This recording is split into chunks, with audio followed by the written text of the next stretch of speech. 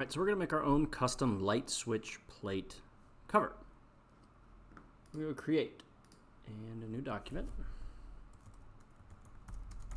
switch plate and your name, and create. Alright, well that is going to be a sketch on the top plane. It's going to be a rectangle. Oh, hold on, I forgot. The measurements for this, they're standard in inches. So we need to change our workspace units. We've been working in millimeters mostly, but we're going to switch this to inch and accept. All right, so let's try that again. Let's go with a new sketch on the top plane and a rectangle. All right, so this is going to be 3.875. That's 3 7/8, and this is going to be 5 inches. Okay. From there, we are going to go ahead and extrude that. So I'm going to go ahead and hit Shift E, and that will extrude this. This is to a depth of 0.375, so 3/8. Okay, and we're going to accept that.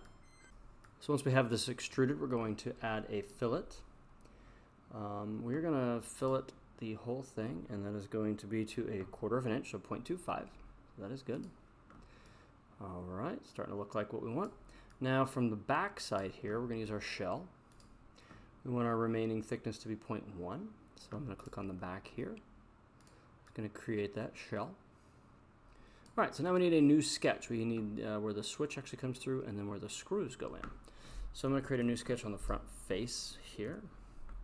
It's going to be a rectangle from the center point, and that is going to be 0.5, so 1/2 inch that way, and 1.125, which is 1 1/8 that direction. Okay.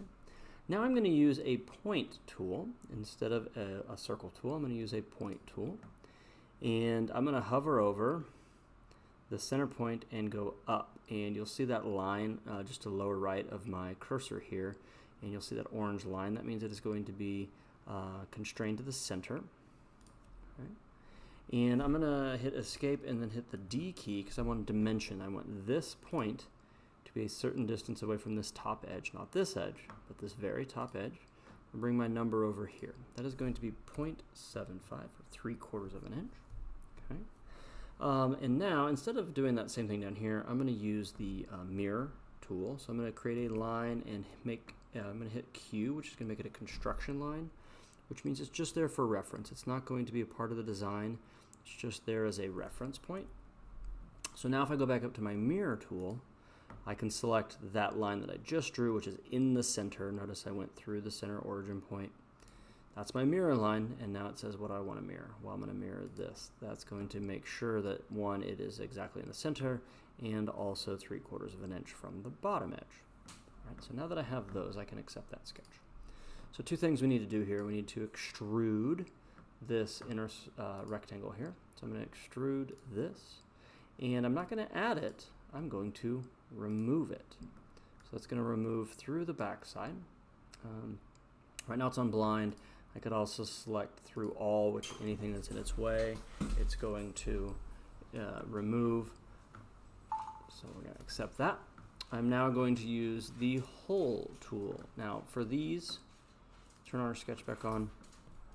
For these screws, they are a standard size screw for all light switches, which is going to be a number 6 screw here. So it is a countersink. It is in inches, which is what we are doing.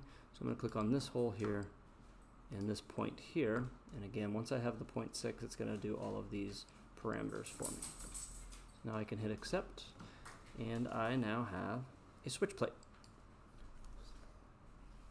What I want you to do now is you're going to create your own custom switch plate. You put your name on here. You could add and make it look like a frog, I don't know, something. But you're going to customize your switch plate now.